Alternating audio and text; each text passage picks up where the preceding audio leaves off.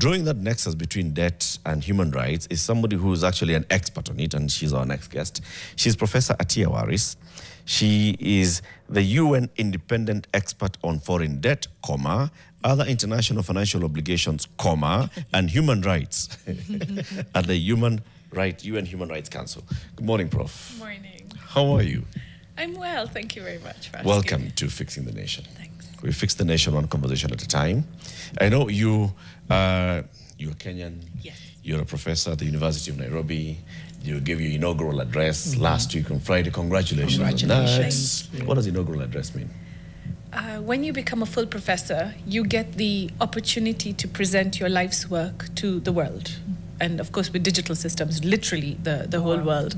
And so it's a real event because it really is the cap on the realization that you are truly a full professor with a philosophy or a thinking that is useful for people across the world. And the whole idea is to make your work accessible to the general public as well.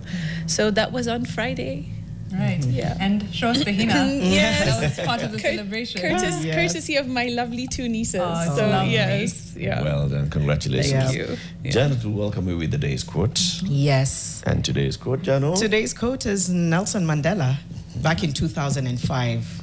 2005 was 20 years ago. Sometimes I can't fathom that 2005 was 20 years ago. But he said, as long as poverty, injustice, and gross inequality persist in our world, none of us can truly rest. Right? Again, this was the launch of Make Poverty History campaign. He was delivering a keynote address to rally global citizens and leaders. And he said, again, as long as poverty, injustice, and gross inequality persist in our world, none of us can truly rest. Does that resonate with you in any way? Yes, completely. I said it on Friday during my inaugural lecture. And I think that the biggest challenge the world is facing right now is we've compromised on justice. We've decided that it's okay to be unjust and it's okay for laws to be unjust. And then in the process of this injustice, whatever it rolls out into, poverty, crime, it's okay. And, you know, when I think about healthcare systems, one of the things that I always say is there's blood on the budget line. There's dead people when things go wrong. And as much as I'm a human rights specialist in the fiscal system, by saying that, for me, it means that when you make a decision that results in life or death, it means that that decision that seems so neutral and it's numbers and it's paper has killed somebody. And we really need to think about that because this is a problem happening across the world. We need to take money a lot more seriously than we do, whether it is about buying bullets instead of buying cancer machines, or it is not getting enough ballot papers in the ballot, or not having enough salaries for judges or doctors. Yeah. You've started threading in a way that speaks to your work, but let me just give people context. When someone reads your title and says UN Independent Expert on Foreign Debt, what does that mean and why the independent in the title? So, yeah, people love to ask me that because the presumption is I'm a staff member at the UN. So I am not a staff member of the UN. This is a voluntary role. We are selected for 3 to 6 years. And we serve in our capacities and we are supported by our home institutions. So in my case, I continue to be a professor at the University of Nairobi. I continue to do teaching. However, they've been kind enough to reduce some of my load. And I spend my work hours looking for problems across the world, which is not hard to do, frankly, and then trying to provide solutions. I also prepare 2 reports a year, one to the Human Rights Council, one to the General Assembly. And basically, I talk about the issues that I think are either currently a problem that have a solution, but also long-term problems that I think have solutions that could be very useful for the world. So foreign debt is because every single country in the world is either having a type of debt which is across a border, right? Not money from their home countries, either private debt. We're very famous in Kenya. We always talk about Eurobonds, right? Yep. So that's private debt with some kind of private investment company. Or it will be public debt, which is sovereign debt, which is with the IMF, the World Bank.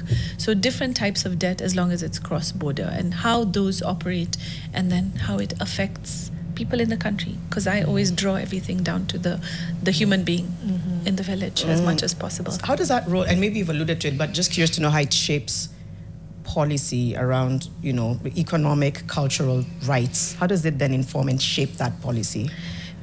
So whenever you look at finance laws, people look at just the finance law of the collection, right? And debt is the collection. But when I look at it, I look at the collection and then I look at where it's spent. So if I give you a completely different example, when tobacco tax became the most powerful thing in the world and everybody collected tobacco tax, we collected it, but we didn't talk about where it was going to be spent. So if you look at tobacco tax, even today in many countries, in fact, most of them, there isn't spending on cancer. There isn't spending on rehabilitation. There isn't spending on prevention in schools, for example. You won't hear that the tobacco tax has been used for this, because tobacco tax was collected to prevent people from smoking. Right. But one could argue that it's put in the basket that then provides all these services. So it may not necessarily end up in the health sector, Yes. but it'll end up in the community anyway. Yes, absolutely. But now I'm using that example because now if I take you into debt, debt has got a different tone to it. If you take a debt from the World Bank, for example, then it's project specific. So it has to be spent on a project, right? Yeah. If you take debt from the IMF, then it's going to be for your general budget, absolutely. So what I do is I make sure and look and see where the spending is taking place, as well as the collection. Because every time we take money from from creditors, at the end of the day, it's the taxpayer that has to pay it back. So the taxpayer has to benefit. The human being in a country has to benefit from that money that was taken. Even if you fast forward it 15 years later or 18 years later, it's a big project like roads or hospitals, for example. But there must be benefit. Otherwise, there is no reason to take that money. And even as you, I was just going to still thread on that. She's talked about years from now. There's an underinvestment in things like health and education. We've talked about it here before. I'm curious as to whether you've observed what some of the long-term risks of underinvesting in sectors like that has. If there's any context or countries where you can be like, yeah, the long-term risks of underinvesting in such sectors and in such people is 1, 2, 3. What are some of those? I think the most poignant example right now in my mind is Angola, because I did an official country visit to Angola last year, and the report is online, so you can have a look at it. What really struck me when I was there was piles of people sitting outside the hospital, just sitting on the pavements. And I didn't understand why. So then I asked, and I found out that there is no medication in the hospital system, which means that people will go in when they're sick and will be only allowed to go in with one relative. And that one relative becomes your runner, right? Every time the doctor tells you what you need, the runner goes to tell the other family members, who now run around the city looking for the medication, looking for cotton wool, looking for injections. That's how bad it can get, right?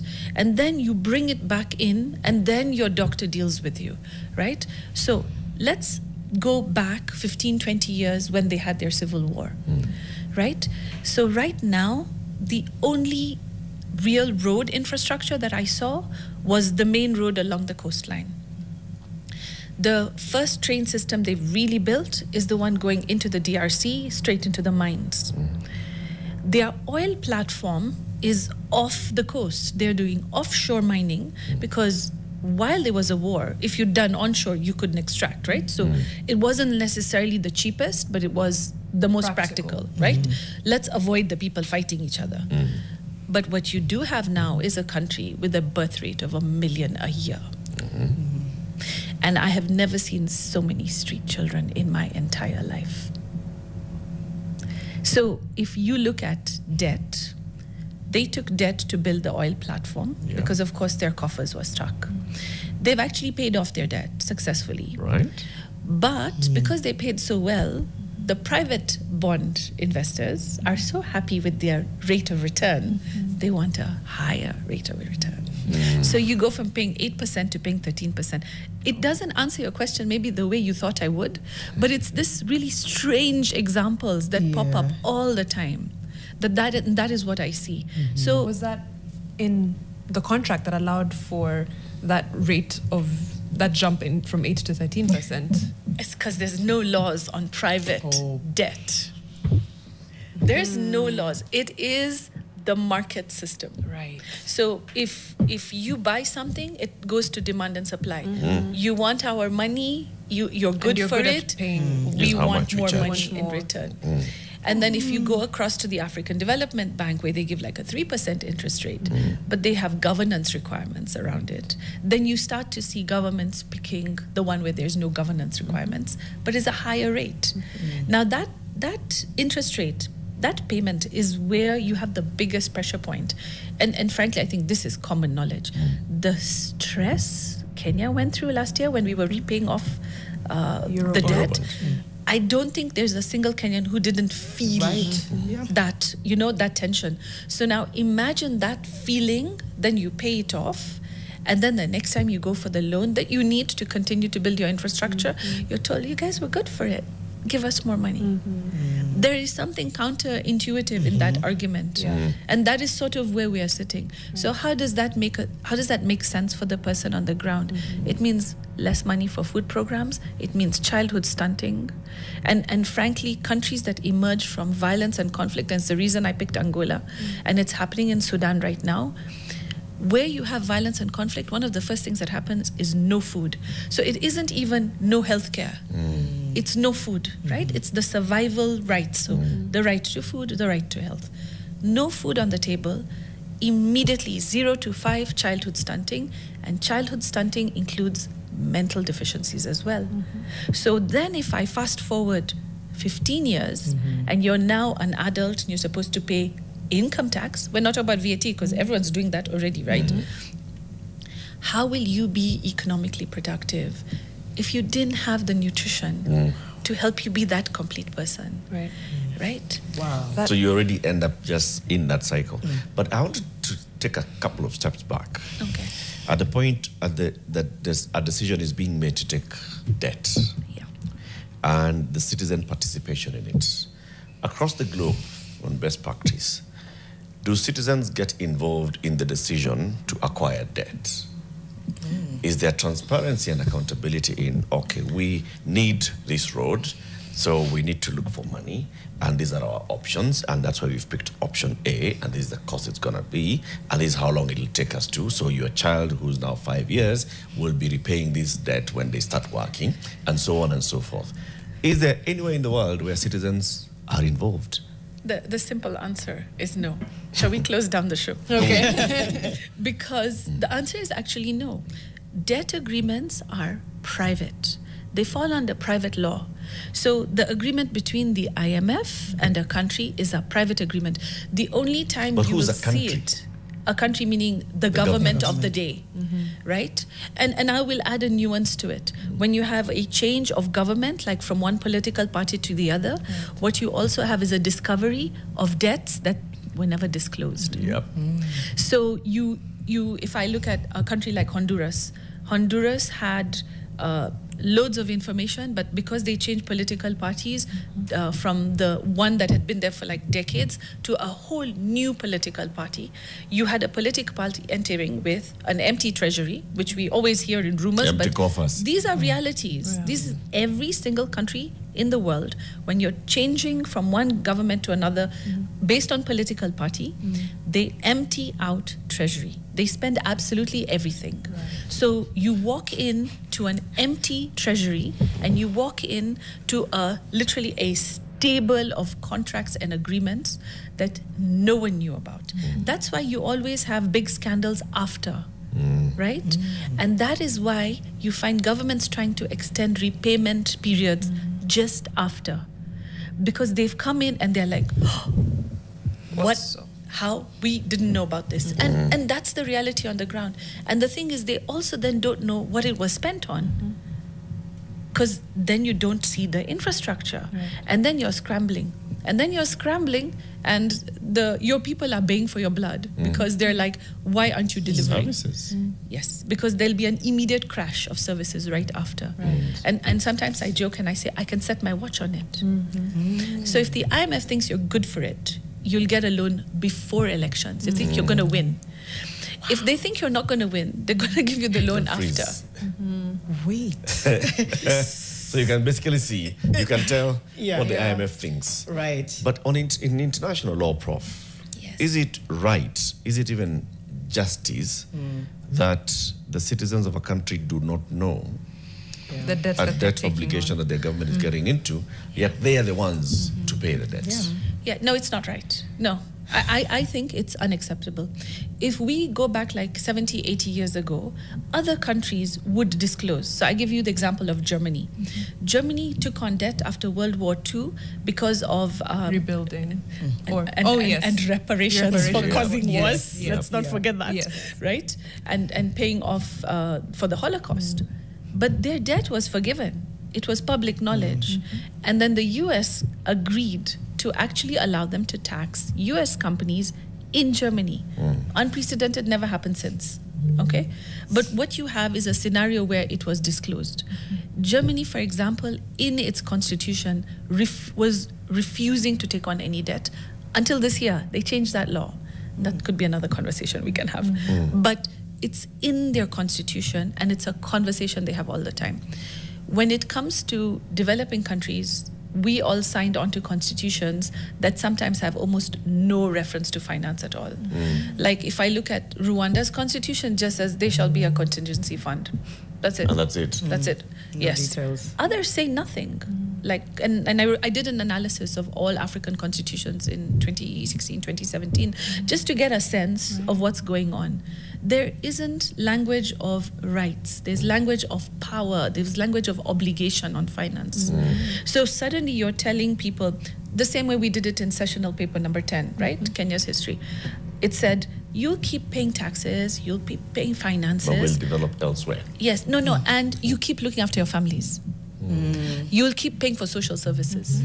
That was the position we were in until 2010. But it hasn't changed, really. Not really. Hasn't been felt. I have so much to get into, and especially in the next half hour, I want to go into the rights bit of the conversation. But I wanted to pull on a thread. A lot has been said, and I've read about a general feeling that even before we get this debt, the rating system is already rigged against us. Especially in the global south, and there's kind of an unevenness. Just go. She wants to get into it. Do I need to hold the break? No, go. We still have time. So, in the world today, there are, I'm going to say 5 credit rating agencies, and the new one is the African Union's credit rating agency, which is fantastic and is a game changer. The other 4 are private rating agencies. They're found only in the United States. There are no laws on credit rating agencies. There's no law on, there's no the bill on, right? So they're completely unregulated. Now, they don't really care about countries. They are paid to rate companies. But companies are really different from countries. Yeah, I think that's fair to say. Okay. So, but in order for them to rate a company that is outside the US, they have to rate the country to get to the company. Oh. So that's how we get rated in outside the United States. Okay. So I actually thought they were tasked to rate us. That's interesting. And they do it for free. They rate the country before the... Because they have to. They have to rate the country. So they do that for free. Then they go and they rate the company. And so that's how they do the rating. Now, they do a rating for investors, right? For investors to make profit in the company, not the country. But then if I move you on a sidestep to the IMF and the World Bank, now when they're giving out loans, they're looking at the credit rating agencies. When the private bondholders want to give money to the state of Zambia. They're looking at the credit rating agencies.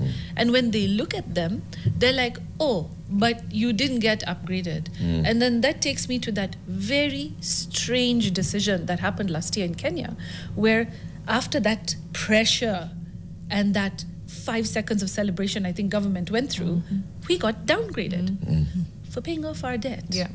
Please tell me where the logic is. Feel like in a Black Mirror. You talk about Black Mirror episodes. Right. That realization just felt like one. Ding ding. Yeah. Yes. Yeah. And can I tell you, okay, this is my speculation. You have two choices when you have a debt to pay off, right? At national level. You can either pay it off or you can extend the repayment schedule. The country chose to pay it off, right? And we would see that traditionally as a good decision. The credit rating agency's answer was that was a bad decision. You should have extended the repayment period. How? Like, how should you get to downgrade us because we decided to be honorable? Honorable to the point of breaking, right? Right. And this is not reflected. And for me, this is where the human being becomes the most important part in the finance conversation. And so the right of that human being, where's the recognition of how much stress and strain we went through? It isn't. It doesn't exist in the system. And we have written, like there was a whole report done by one of my predecessors to the credit rating agencies. People have been speaking to them about why don't you add in rights-based indicators, human indicators, declare that you are for investment in corporates. Please tell IMF to stop using you, that they shouldn't use you. But so far, no concrete responses. And the problem now is, at least in my spaces, and I hear it's happening in other spaces, data is moving more and more into privately held spaces. Now, the moment you move data into the private space, then those of us who work in the public sector, like me at the University of Nairobi, cannot access those except for a fee. Right? But I also cannot verify your methodology. I cannot critique it. I cannot ask you to amend it. So I have to be fed, but I'm not the person that's supposed to be fed. I'm the thinker. I'm the one who has to say, this shouldn't look like this. Did you collect like that? Right. But now they're outside the realm of being questioned. Just take that break. Yes. Yeah. On that note, to let's take a internalize. break. Yep. Professor Attiya Waris is the UN independent expert on foreign debt. It's a long title. Let's just sit on that. Let's put the foreign debt and let's add the human rights bit into it. Foreign debt, other financial obligations, and human rights. And we are discussing debt lessons from across the world, what's happening in debt, and how that impacts the individual citizens of all these countries. Back in a moment.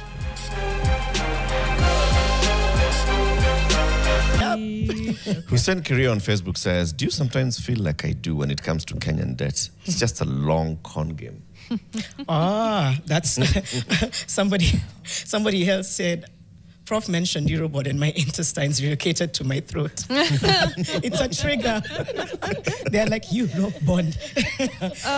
There is a third option. Is there a third option in debt? I'm not sure what that means. Thank you for having Prof on Fixing the Nation. If there was ever a body of work that can fix the nation, this is it. Human approach to a complex topic. That's really well said. Question, who should sue the government for overborrowing or misusing people's money? Okay. Interesting.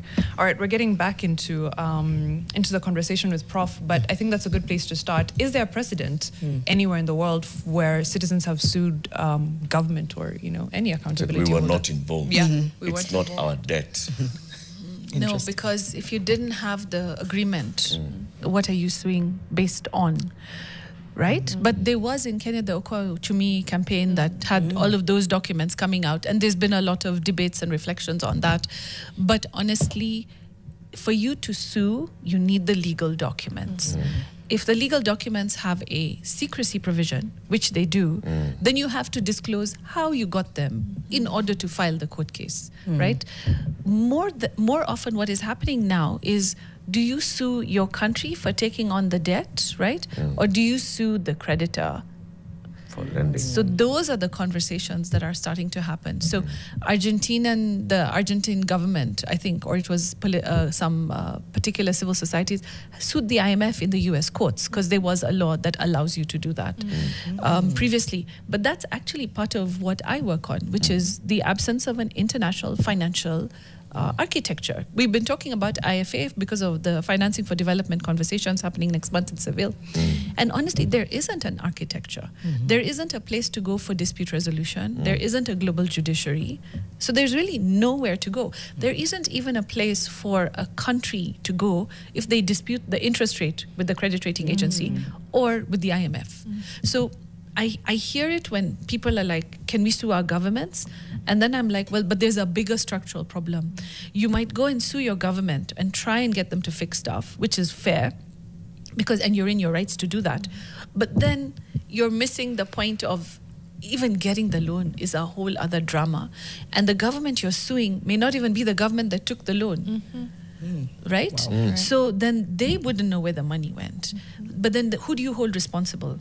Should you be then suing the government, or should you be suing the rulers that were in power when the loan was taken or when the tranche was received? Right. Can I twist this then the other way around? So old administration takes debt. Old administration signs these deals, does not disclose to the citizens, and so on and so forth, as per the contract. New administration comes in and discovers, oh, debt, oh, secret, oh, where was the money? Oh, we can't see it. Can new administration say we won't pay? Can't pay, won't pay? Yes, it can, but watch your country tank globally. Because the moment you say will not, cannot, you've declared bankruptcy. Okay. When you declare bankruptcy as a person, you already know the repercussions to that. Now imagine when you're a country that's declared bankruptcy. All of those companies in your country cannot do international transactions because you're considered to be dishonorable, you're considered to be not good for it. Even your private sector? Absolutely. Because your transactions will get controlled. You're blacklisted. Yeah, you're blacklisted. You won't get new agreements.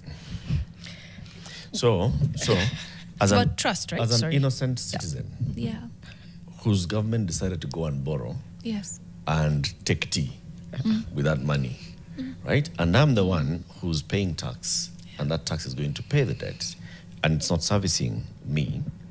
What's my recourse?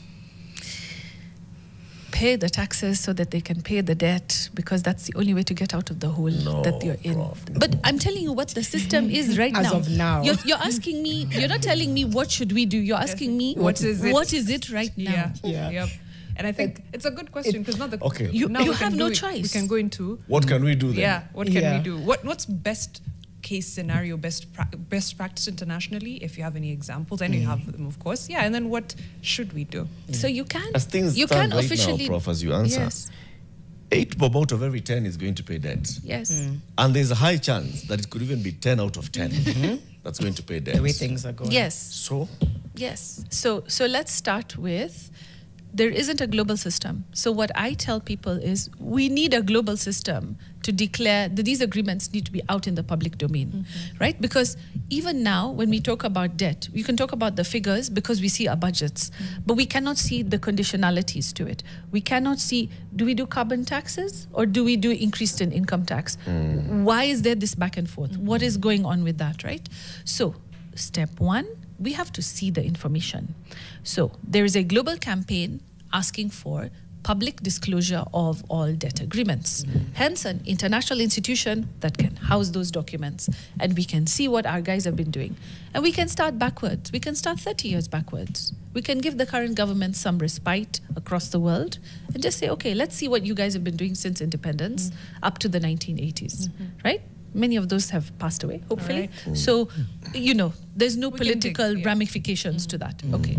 So first we get everything out in the open. And then we interrogate. And then we say, well, this is not okay, so now you have to release.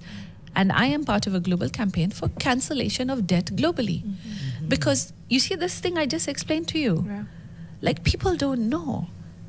And then the world is in one of the most intense financial and economic crisis we've been in like forever. And really, we need to say that. So whoever's heart was in their mouth, like, keep it there. Because the world is in some serious financial drama. But I will tell you, it's not that we don't have money, but it's that the system has been set up, so the money has moved to the wealthy. And there isn't money at the lower levels. And the wealthy some are high risk, so they will still invest in. but the others have panicked. So they've parked their money. We need people to not behave like this austerity. We have to be like sort of, you have to do counterintuitive sort of debate. You have to actually spend more. I would tell you right now, if you want economies to survive, spend more. Don't put money in the bank. Tip bigger tips. Make sure you buy more stuff. Yeah. Because that's the only way you'll generate. Because money does two things. Money goes into the government coffers for tax and for services. But the other part is the economy. The moment we panic and freak out and get scared, we will stop spending. Yeah, then the money isn't circulating. Yes. And it's interesting you've saved the world, because I think people can sense that globally there's huge panic around not being... There's a question that I don't want to, and maybe we've already spoken to it. Foreign debt... Maybe I'm taking us back. It's a strategic trap, or can it be a useful tool? Are there countries that have come out of a cycle of dependency on debt, so that maybe, because a lot of people are feeling like this is a trap, but is it, or could it be a good tool as well? No, debt can be good. So, for example, the African Development Bank's debt agreements are for 3% interest rates. That doesn't even keep up with inflation. So you're getting money that's really allowing for lubrication. So anyone on AFDB interest rates right now, AFDB shoulders the risk for you. So those are good loans, right? Even from the get-go. Even if you mess up a bit, it's still a good loan. The challenge with debt is its duration vis-a-vis the political cycle. So the responsibility line. So sometimes I think we need to, I'll keep giving you solutions as I go along. So I think we need to peg the debt to the political cycle of a country's current government, so that there is some repayment taking place in the cycle of the government that takes the loan. Because when you put it at a 5-year pay your first interest rate, but your government is there for 5 years, then they'll take it in year 2, and it's the other government that comes later. And if they lose and they don't come in for a second term, really they're scot-free, right? There's no responsibility for that. And so we need some repayment to start when it is the same group. And then we need to have some clear indications of improvement in the same political cycle. And I think that is where we will be able to start to see change. There's the question of the responsibility on global institutions lending, even when they know they're lending to corrupt administrations worldwide. What's the fix for that? Because I think, it's often very clear that the money doesn't go where it's intended or to do what it's intended for, but still the money keeps coming. Yeah. So for me, the global fix is back to creating that international financial authority where populations can go and question and say, we couldn't see where this money went. But you should be able to do it in real time, right? So again, if you didn't see the agreement, then what you'll do is hear the scandal 15 years later. What you need is the agreement out in the public domain, clear understanding of what are the loan conditionalities, what taxes, etc., right? What infrastructure is supposed to be built, and then a clear public monitoring of that particular service being rolled out, so that we can also monitor and then being able to call them to account. And so I think having a global financial judiciary that can assess and understand and then freeze the next tranche. Because this is the other problem, right? Is that they receive, they keep receiving. And then you can also take a debt to pay off a previous debt. That for me is not okay. Yeah, that keeps coming up. Any country that has come out of a cycle of dependency, an example that... There's a reason I'm not answering that question. What is cycle of dependency? Just foreign, I'm talking about foreign debt specifically. Yes. That has absolved themselves and like are no they longer... don't have to take they take if they wish I no to. longer need you. She said there's a reason she's not answering. The opposite is happening now. So look at the cycle of ODA. So the countries that were giving or supposed to give 0.7% ODA are actually now not giving. Overseas development aid. Sorry about my bad. So if you were a country giving aid, you're now not giving aid. So for example, the shutdown of USAID is common knowledge, right? But what you don't know is maybe 4 or 5 other European countries have been restructuring for the past 4 years. And their 0.7% is going down to 0%. Okay? So what are they doing instead? They're increasing military spending. So and then that brings me to the debt. Germany had a constitutional clause saying they would not take on debt. And this year they changed it. And they're now taking on debt. We're in that economic space where things are going that way on debt taking rather than forward and away from debt taking, if you want to call it forward and backwards, right? So they're taking on debt for two things: to renew their infrastructure and to retool their manufacturing plants to manufacture arms. Wow. That's okay. What are they seeing? I was going to say, this sounds like There's blood on the budget line, right? Wow. blood on the budget. That's why I keep saying there's blood on the budget line. Yes. Wow. The reason is the war in Ukraine and Russia continues. It's not abating. They have been heavily reliant through NATO on the US arms.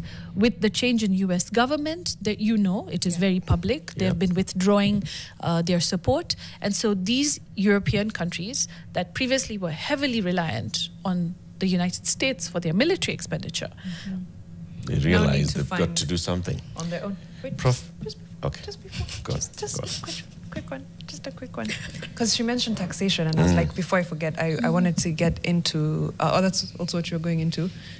I was coming into that on the fix. The fix. Oh, all right. Just before we get to the fix, I wanted to know where in international law, international best practice, the conditionalities that allow, like Bretton Woods institution, to dictate policy, where that lies. Yeah, that's what I'm like. Is that practice elsewhere? Where does that fall? How is that a thing? Is my question. it's a thing because it's in those private agreements. So let's not call it a loan conditionality. Let's just talk, it's a contract between two parties. And in that contract, they agree on terms and conditions. And in that agreement, they agree, for example, structural adjustment programs were crazy, right? Yeah. Those were loan conditionalities. Those were conditionalities in the agreements between the IMF and countries in the developing world.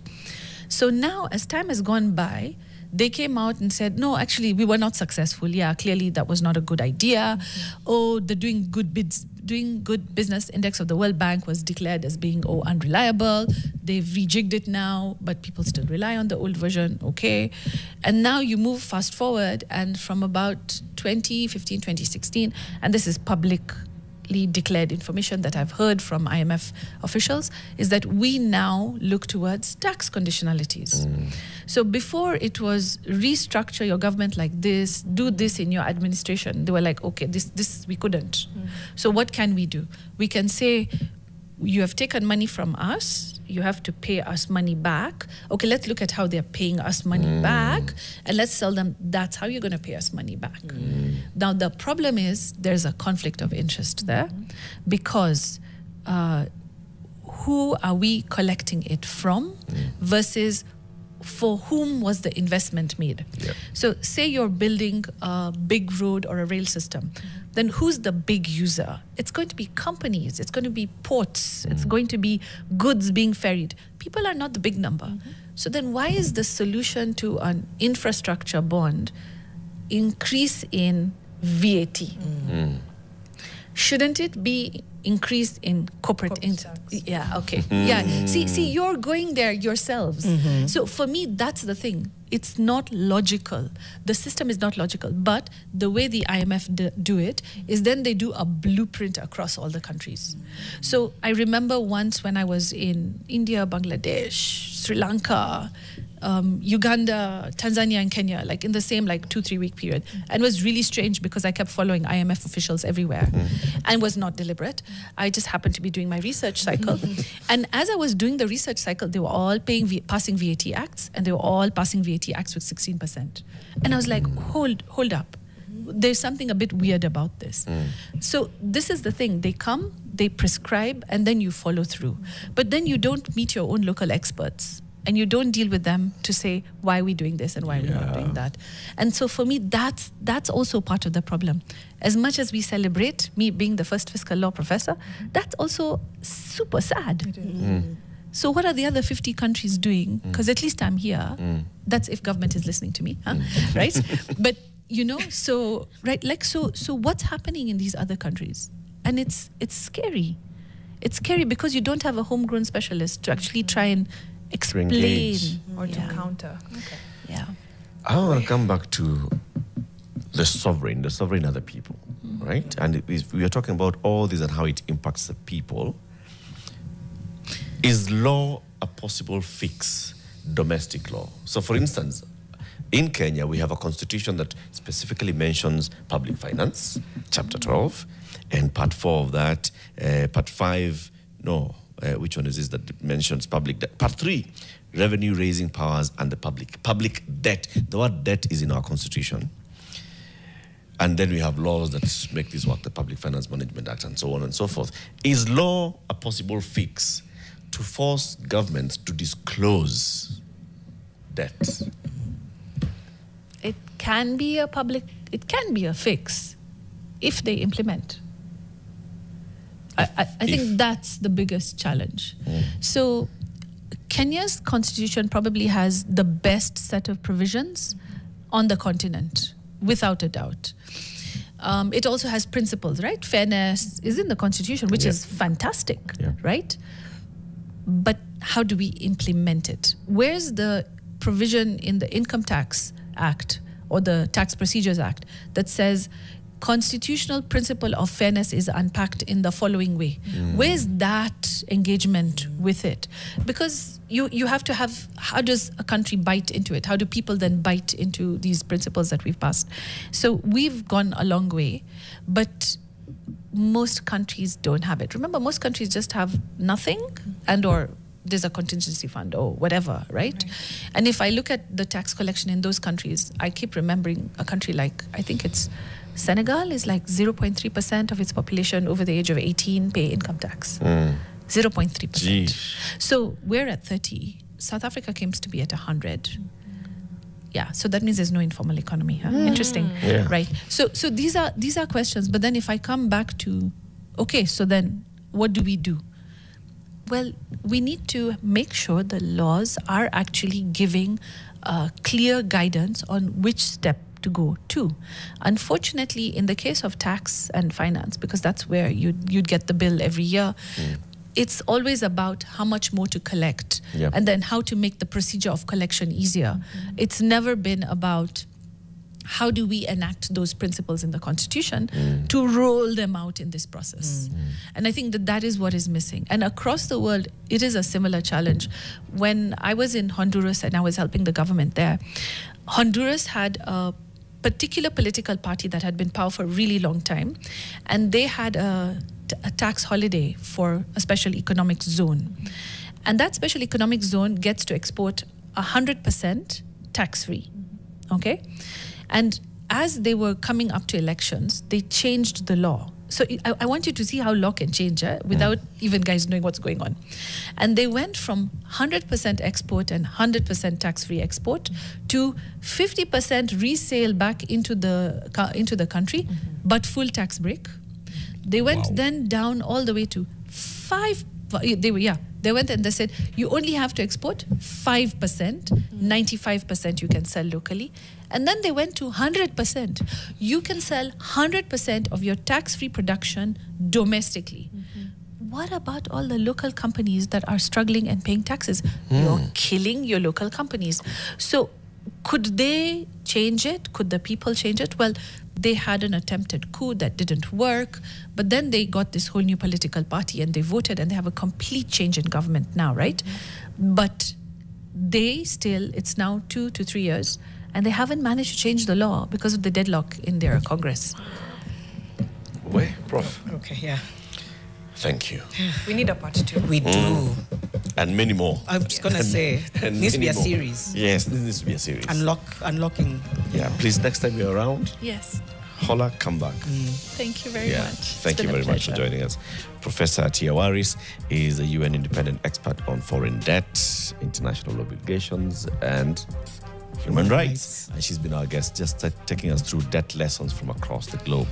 On Thursday next week, the Cabinet Secretary for the National Treasury is expected to go to Parliament with his briefcase and deliver the statement on debt.